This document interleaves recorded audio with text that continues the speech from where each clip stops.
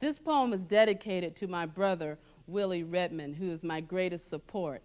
It is called Dissipating. Waiting for our ships to come in, we promise each other treasures if the other should arrive first. Then we stand listless with dry, drunken desperation, trying to find humor on this earth-sucking shore. As we pay our endless bills and repairs, patch them with homemade resourcefulness, we are made dizzy by spinning dreams, shrinking, shriveling from yacht to rowboat to raft.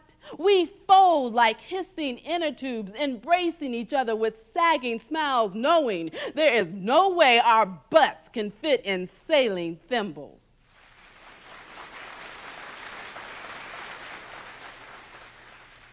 Celeste, Amber, a gift of two rare birds. One planet firmly on the ground, other sky high, golden feet, indigo wings. How do I capture your beauty? How do I ever let it go?